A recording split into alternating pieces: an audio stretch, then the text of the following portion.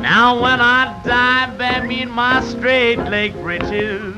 There's something inherently creepy about a lot of old-timey characters. The thousand-yard stares, the unnaturally wide smiles, and the overly chipper attitudes that make you think that they must be hiding something. Horror games have been milking this aesthetic for years, to the point that it's become cliche. But what if I told you that Marvel had their very own character that dates all the way back to before Captain America was created, and have since turned him into the stuff of nightmares? This is Flexo the Rubber Man, a short-lived character from a series called Mystic Comics, who has been long forgotten to time until he came back in a huge and terrifying way. So, what's his deal, and what dark secrets lie behind that blank expression?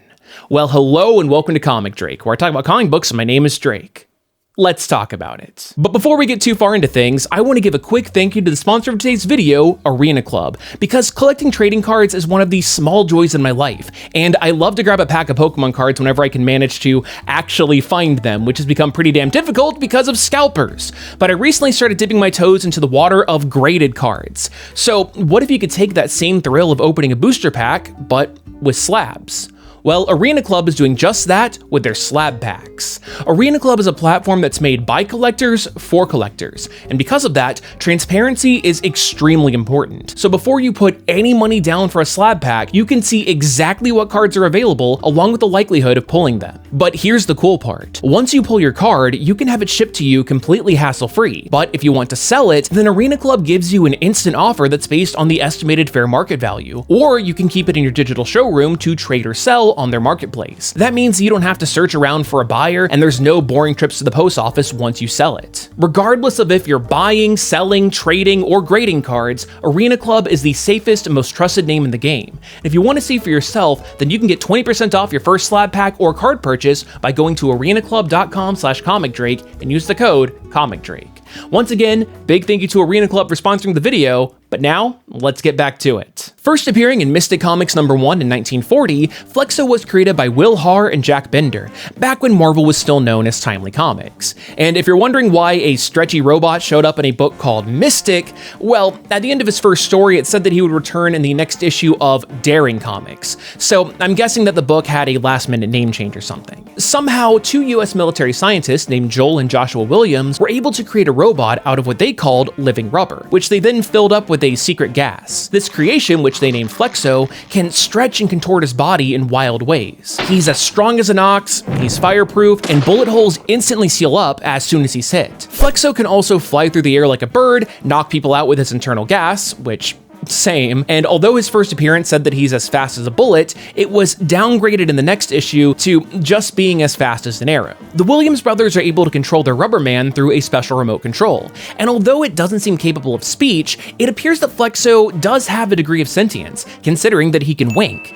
Honestly, I think the fact that these dudes were able to somehow create sentient life is their most impressive achievement, but we never found out how that was possible in the first place. See, Flexo only appeared in 4 stories, and they generally followed the same pattern. The scientists get into trouble, they call in their synthetic soldier right in the nick of time, he bursts in like the Kool-Aid Man to save them, and then he stretches and squashes the bad guys and beats them up. You know, Popeye style. The stories do, however, escalate in tone. Like, issue 1 has Flexo taking down a mad scientist that's trying to steal radium. Issue 2, retrieve a stolen experimental propeller. Issue 3, save civilians from a burning building and apprehend the arsonists. But issue 4 had Flexo being called in to single-handedly overthrow a dictator. I mean, where do you even go from there? And clearly, the writers didn't know either, because they told us that we'd get another Flexo story in the next issue of Mystic Comics, which was a lie. There was never another one. Outside of a quick cameo and a photo with a bunch of other Golden Age heroes, Flexo wouldn't be seen again until the Marvel Zombies Destroy comic in 2012, where Howard the Duck, under the authority of the Alternate Reality Monitoring Operational Response Agency, or ARMOR for short, recruits a bunch of classic characters to invade an alternate universe where the Nazis won World War II by turning into zombies before they could invade the main Marvel universe, because comics. Don't worry if that doesn't make too much sense, because Marvel pretty much forgot that armor and this comic ever existed in the first place. But Flexo in this book is noticeably different than he was in the 40s. He's able to speak, looks a lot more mechanical, but he has these weirdly human-looking eyes. Oh, and now he has pants. Flexo is actually giving major GI robot vibes in the best way possible, as the comic is just full of destruction porn as the heroes bloodily rip through hordes of the Nazi undead. That being said, although armor was able to prevent the multiversal invasion, Flexo got torn up and left behind as he was devoured by Thor's zombified goats. For fans of Marvel history, this was a neat way to acknowledge the company's past, but Flexo just didn't seem like one of those characters that people would find interesting enough to do something with. However, a good writer can find a story inside even the smallest of details. So let's fast forward to 2023. Al Ewing had just taken over the Venom series and made a fascinating observation. Flexo is made out of living rubber, and that sounds a hell of a lot like a symbiote. Ewing used this to tackle the missing details of Flexo's backstory, like how is he sentient? Well, it turns out that the live rubber is actually a symbiote that the Williams brothers discovered inside of a meteorite, and although they tried and failed to replicate the material, one of the brothers accidentally cut their hand and bled into the petri dish, causing the live rubber to grow. This was a result of adrenaline in the blood, but they were able to achieve a similar effect from the phenethylamine that can be found in chocolate. By feeding the sample a mountain of chocolatey goodness, the rubber grew, and eventually they had enough to create Flexo. Now, all of the events from Mystic Comics did actually happen. In fact, Mystic was retconned to be an actual comic book within the Marvel Universe, but the stories were watered down, and we as the readers discovered that the Williams brothers left out some of the darker details, like Flexo going full Venom and eating the mad scientist. The whole bit about the robot being filled with a non-lethal gas that he used to take out people was just a spontaneous cover-up. I don't actually know if Flexo is even a robot. I genuinely believe that he is 100% symbiote, because later on in the video, he goes into a liquid form and doesn't leave behind any mechanical parts. But anyway, Josh wanted the military to commission Flexo for the front lines of World War II, but his brother was skeptical. Flexo only obeys them because they feed him. So what happens when they're not around? Or what happens if someone else gives Flexo a command? Now, let's leave that foreshadowing there and move on to the present day, but don't worry, we will be going back to the 40s in like 10 seconds because time travel.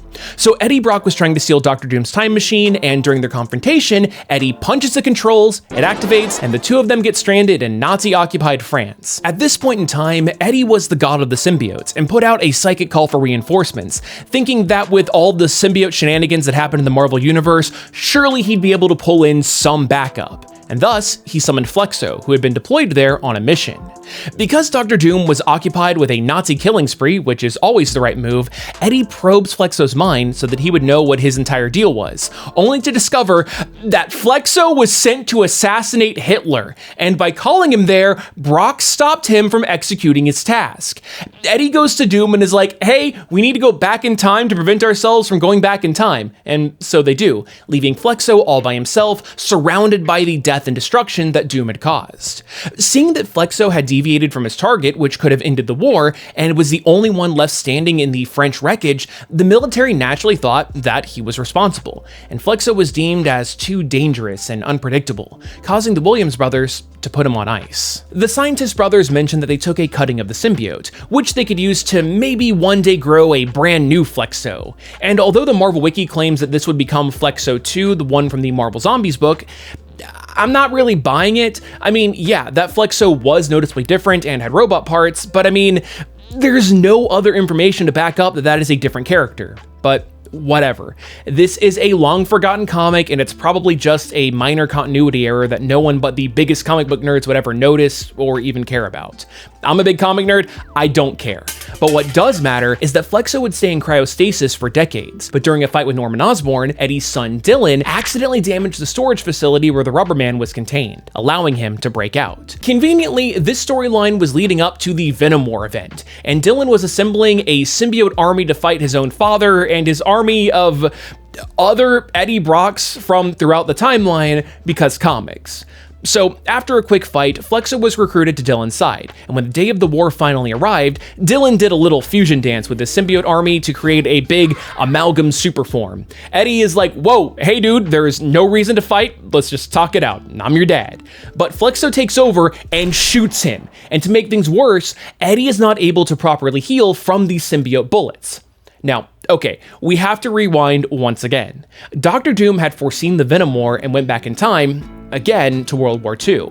And just like Joel Williams predicted, Doom turned Flexo into the ultimate sleeper agent, giving Flexo commands to take out Eddie at this exact moment, making it the ultimate revenge as Brock was shot by his own son. But that's not all. Separately from all of this, Doom was actually using the Venom War to play out a bet with Kang the Conqueror, because Kang also had a symbiote sleeper agent, and the two of them wanted to see which one of them was the better master manipulator.